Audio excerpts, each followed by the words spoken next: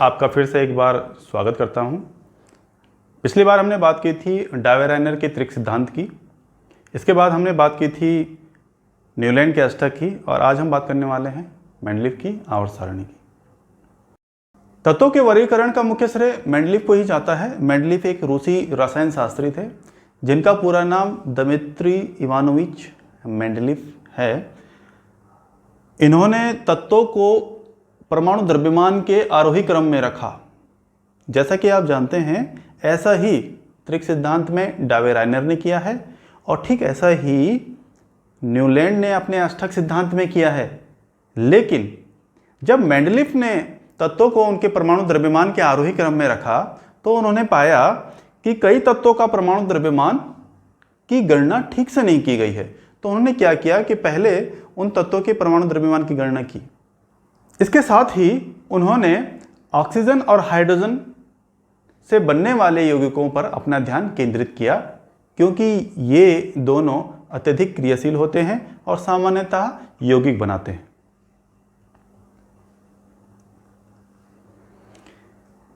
अगर मेंडलीव के सिद्धांत की बात करें तो उन्होंने बताया कि तत्वों के गुणधर्म उनके परमाणु द्रव्यमान का आवर्त फलन होते हैं।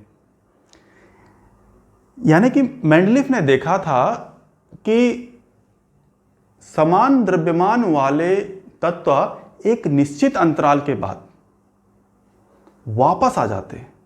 इसी को ध्यान में रखते हुए उन्होंने अपनी आवर्त सारणी दी। मेंडलीव की आवर्त सारणी की क्या उपलब्धियां थी?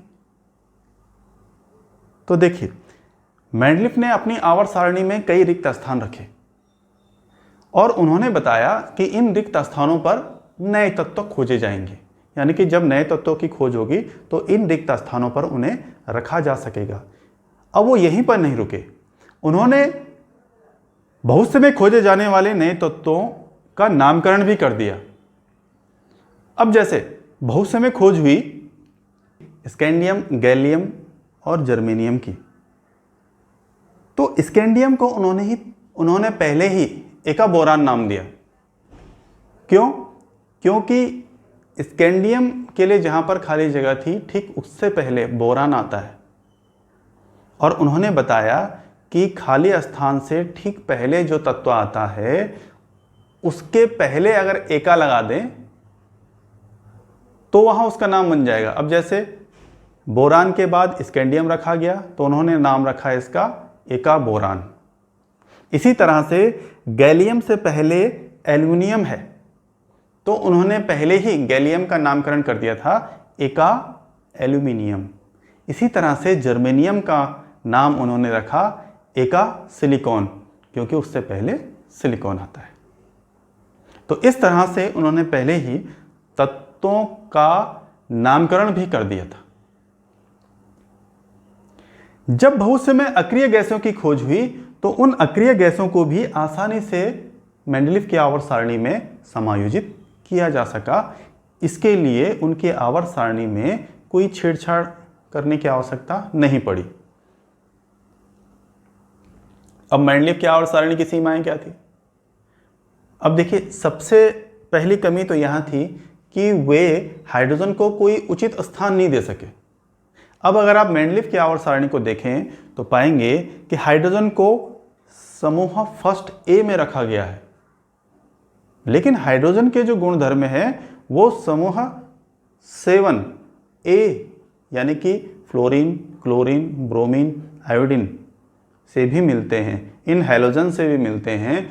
तो हाइड्रोजन को समूह 7A में भी रखा जा सकता था, लेकिन उन्होंने इसे समूह फर्स्ट ए में रखा क्योंकि हाइड्रोजन का परमाणु द्रव्यमान सबसे कम है।